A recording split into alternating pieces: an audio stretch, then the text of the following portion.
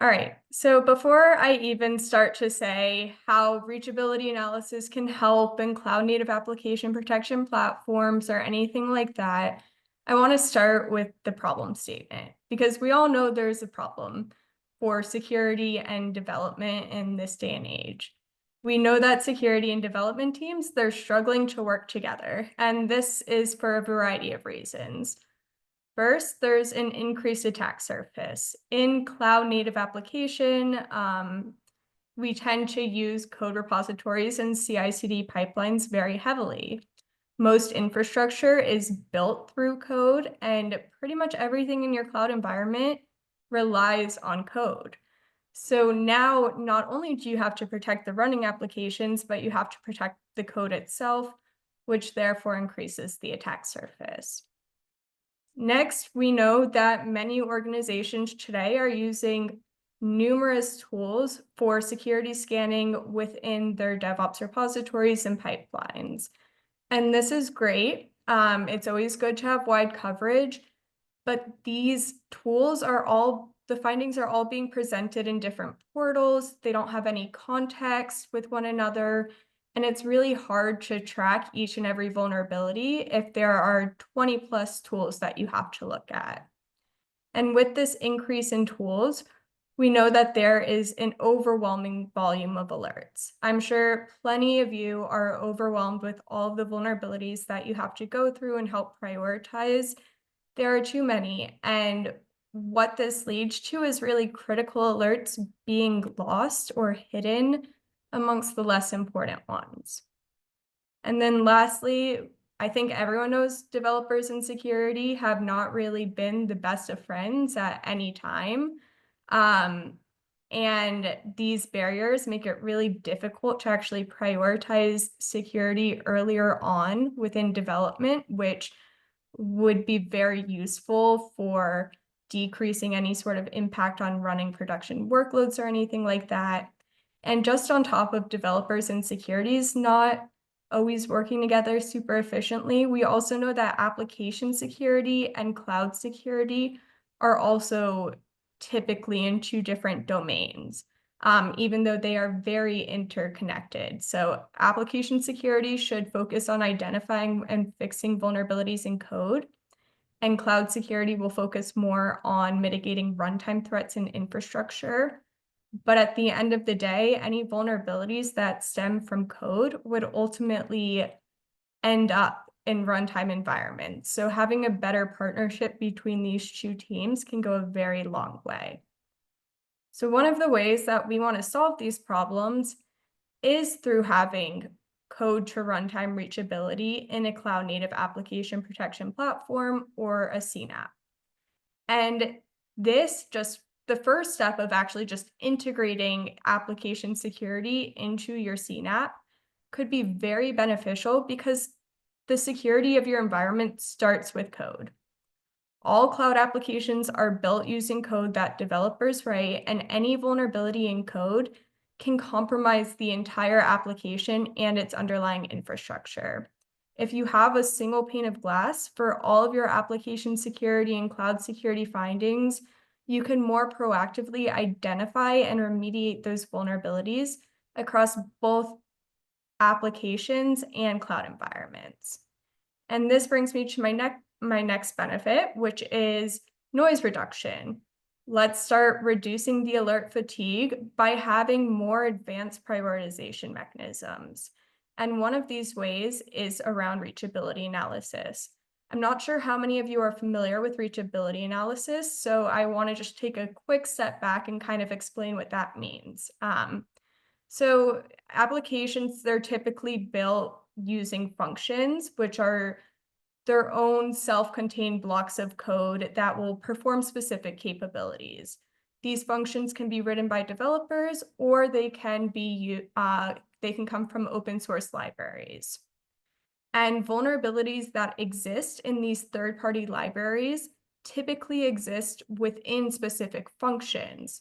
But not every function in a third-party library is necessarily used by a customer's application. I'll explain that in a second.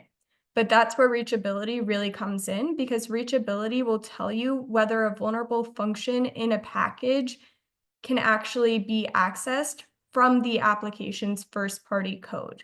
Just because you have a vulnerable package as a dependency, it doesn't necessarily mean your application is at risk, because you don't know if the application's code is calling that vulnerable function. So I always work better when I have an example and I understand it more. So let's say a developer is using this utility library and it has different functions as part of it for string manipulation and file handling. And there is a vulnerability within the file handling part of that dependency. But the developer is actually only using the string manipulation portion of that dependency. So that vulnerability wouldn't necessarily be reachable by the first-party code, because the developer isn't actually using any components of that library where the vulnerability lives. So that's what we want to help you understand, so you don't have to waste time fixing vulnerable dependencies that couldn't be exploited by your application. And with that, we also are telling you, here you had a list of 1,000 vulnerabilities. Now we're going to shorten that down to 50 or 60 based on reachability analysis.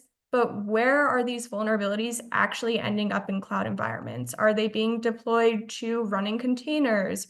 Are they being deployed to any sort of running critical application that your organization depends on?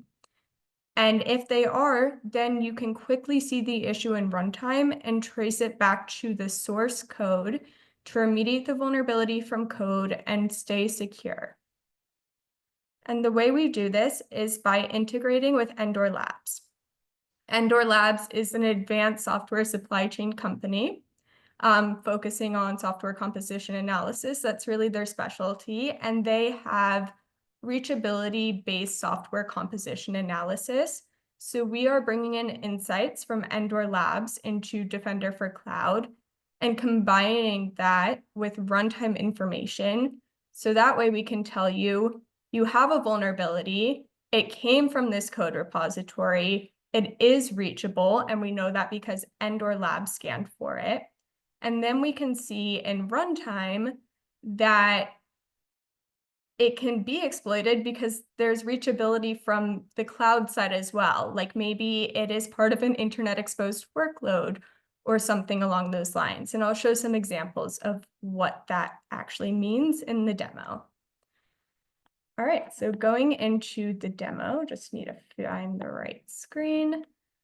In Defender for Cloud, we have a concept called attack path analysis. I know that we had someone earlier, Dick Lake, that presented, and he gave an overview of all of the Defender for Cloud capabilities. So attack paths are one of these capabilities that looks for different sort of combinations in your cloud environment that an attacker could take advantage of to compromise your infrastructure. So here, with the power of Endor Labs, we have this new attack path that says you have an internet exposed container with a high severity reachable vulnerability that allows lateral movement to a Kubernetes cluster through a service account. So what we can see here is there is reachability from the cloud side.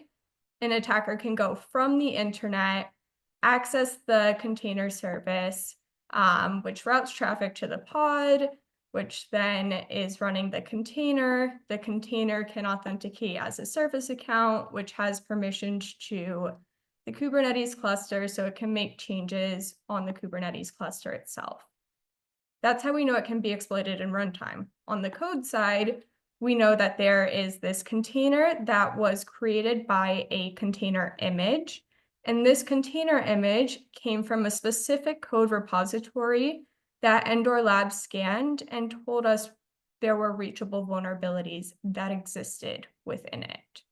So you can see it both in the title here that there are reachable vulnerabilities, as well as in a risk factor, which is used to help you prioritize the different attack paths that you would see in your environment. Our customers really do enjoy these attack paths because we tell you right out of the box what you need to focus on, but we also know that customers like flexibility. So all of this information is also available to customers through our Cloud Security Explorer, where they can proactively hunt for different sorts of misconfigurations and threats to their cloud environment. So here, what I'll just show you is that we can search for any code repository that contains vulnerabilities, and we can actually filter by the reachability type. So we're going to look for code repositories that have reachable function vulnerabilities. So there is a function from the customer's first-party code that accesses a function within a dependency that is vulnerable. And when we search for this, we'll get a list of results returned back to us, and we'll see a variety of different information here, which currently doesn't want to work right now. I think I'm having some authentication issues. But normally what it would show you would be that the source is Endor Labs, that it is a reachable function vulnerability. You would see the specific CVEs, and you would see details like the dependency call sample. So that's showing you your application, the actual call that your first-party code makes that starts using that vulnerable package. And then there's something else called the internal call sample that tells you the call that actually leads to that reachable portion of the dependency. Sorry about that, but hopefully you get the idea, and we have various blogs and everything that will link you to that have the screenshots and everything that you would need to see. So if you want to get started with this, it is very easy to do within Defender for Cloud. Everything can be connected on the environment setting page. This is where customers can connect to their DevOps environments, as well as multi-cloud environments and container registries. And now we also have this page called integrations. On the integration screen, you can add a new integration for Endor Labs specifically. I have one created, so I'll just show you what that looks like. You would just generate an API key ID and secret from Endor Labs. They have a concept of a namespace, so you would add in your namespace here. You click create or update if you already have it, and then we will start ingesting in those vulnerabilities immediately. All right, so let me go back to the slide deck here. That was really what I wanted to share with you all. I do have some links here. I asked someone from my team to share them within the chat, so you'll be able to have easier access to them. And I think we have some time for some questions if there were any from the chat that came up. Hi. Well, thank you for that. That was amazing. Again, I love the fact that we've got so many demonstrations going on today, and that was a really insightful one. I didn't even know a portion of those tools even existed. So I'm going to take away from that and go immediately after one of my clients and be like, "Hey, look at this! Didn't even know this was possible." I've definitely got there's a couple of questions that have come up in regards to sort of how well integrated are some of these features into third-party development platforms, etc.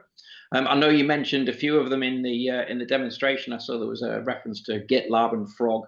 Are there any others?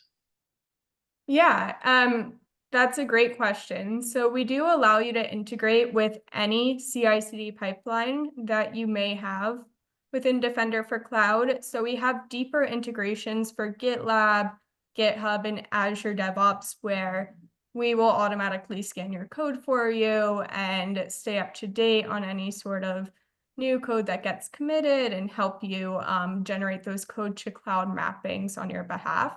But if you want to just scan your code using Defender for Cloud in any CI/CD pipeline like Jenkins or Bamboo or Circle CI, you also have the ability to create an integration where you get an API key and token, you plug that into your pipeline, and you can send the results over to Defender for Cloud.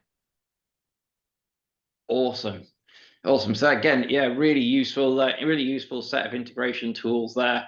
and an amazing outcome, especially because it's bringing all of that information into not quite single screen, single pane of glass, but as close as we get when we're talking about multiple pipeline and multiple cloud environments. So amazing. Well, thank you very much for that talk. It was very insightful. Awesome to see live demonstrations. As I said before, please do join us for some Q&A inside the Slack channel. And do remember, if you are in Slack and you do have any additional questions for any of our presenters, please do ask them there. I think almost everybody is still hanging around as well, and having a bit of a chat. So thank you, Lara. Thank you. Brilliant having you today. All right, bye everyone. Glad to give you 3 minutes back.